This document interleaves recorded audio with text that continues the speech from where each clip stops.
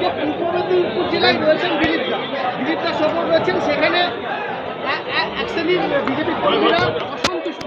তারা বলছে যে এই জেলায় এসে দিলীপ দা এমন কিছু করবেন না যাতে অন্যান্য আমি এগুলো নিয়ে বলি না,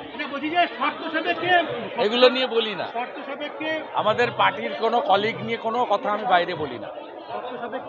আমাদের লড়াই মমতা ব্যানার্জি এবং অভিষেক ব্যানার্জির হাত থেকে মালকে বাঁচানো।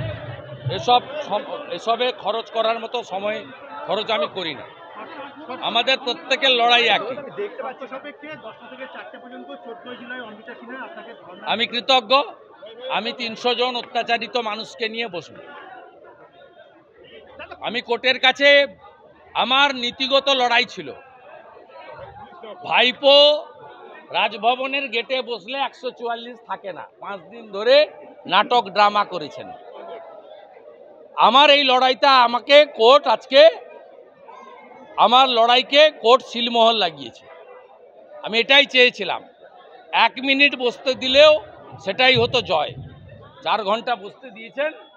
আমি 300 জন অত্যাচারিত এবং 200-র বেশি শহীদ পরিবার তাদের প্রতিনিধিদের নিয়ে আমি 14ই জুলাই বসব। বাহুবলী কালচার কি তৃণমূলের আমলে আমদানি? বাহুবলী কালচার, এটা বাহুবলী কালচার কি তৃণমূলের আমলে?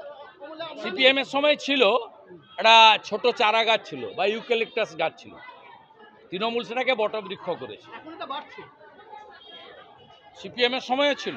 বর্ধমানের আইনুল, শাসনের মজিদ মাস্টার, গড়বেতার সুশান্ত ঘোষ, হলদিয়ার লক্ষণ শেঠ। হ্যাঁ, প্রথম থেকে প্রচারে ছিল। পার্লামেন্টে আছেন, আজকে সন্ধ্যায় পৌঁছাবেন, কাল থেকে দেখতে পাবেন। আপনি কোত্থেকে কি কোন চশমা দিয়ে দেখছেন? হ্যাঁ, জবকার প্রথম দিন থেকে জগন্নাথ দা আছে, প্রার্থী ঘোষণা। পার্লামেন্টে আগে আপনারা জানেন, পার্লামেন্টে এবারে ইম্পর্টেন্ট ইস্যু ছিল। উনি এমপি হিসেবে শপথ নিয়েছেন, স্পিকার ইলেকশনে অংশগ্রহণ করেছেন।